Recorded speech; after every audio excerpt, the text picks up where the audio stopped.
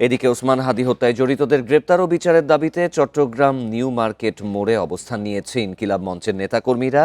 বিকেল 4টা থেকে তারা নিউ মার্কেট মোড়ে অবস্থান নিয়ে বিক্ষোভ শুরু করে। এ নিয়ে আরও জানাতে চট্টগ্রাম থেকে যোগ দিচ্ছেন সহকর্মী অনুপম শীল।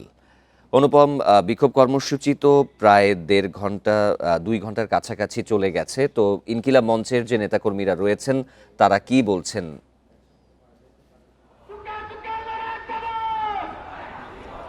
আজকে বিকালে যে বিক্ষোভ কর্মসূচি শুরু হয়েছিল সেটি এখনো চলছে এবং চট্টগ্রামের নিউ মার্কেট মোড়ে আপনি দেখতে পাচ্ছেন যে একেবারে মোড়েই পুরো মোট জুড়েই কিন্তু এই বিক্ষোভ কর্মসূচি।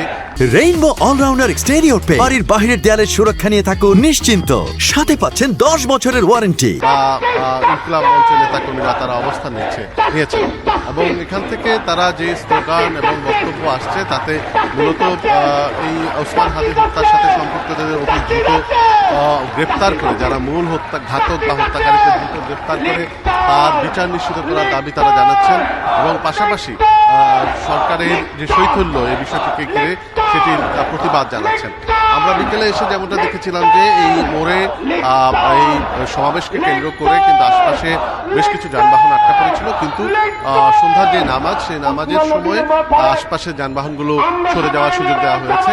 এখন আসলে এখানে দুপাশে সড়কে ওই অর্থে কোনো যানজট নেই, অর্থাৎ যে যানবাহনগুলো আটকা পড়েছিল সে সমস্ত যানবাহন চলে গেছে।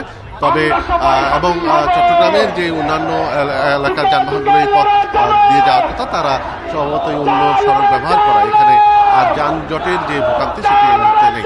তবে এখানে একটু আগে এই মঞ্চ থেকে একটি ঘোষণা এসেছে, তাতে বোঝা যাচ্ছে যে এখানে যারা নেতাকর্মীরা আছেন তারা আজকে রাতভর এখানে অবস্থান গ্রহণ করবেন। সেই বিষয়ে প্রস্তুতি নেওয়ার জন্য এখানে মঞ্চ থেকে যারা উপস্থিত আছেন তাদেরকে বলা হয়েছে এবং আমরা দেখছি যে সেই প্রস্তুতি তাদের আস্তে আস্তে চলছে, অর্থাৎ যেহেতু শীতের রাত এখানে অবস্থান করার ব্যাপারে কিছু প্রস্তুতির বিষয় আছে সেটিও তারা গ্রহণ করার চেষ্টা করছেন এবং আস্তে আস্তে করছেন।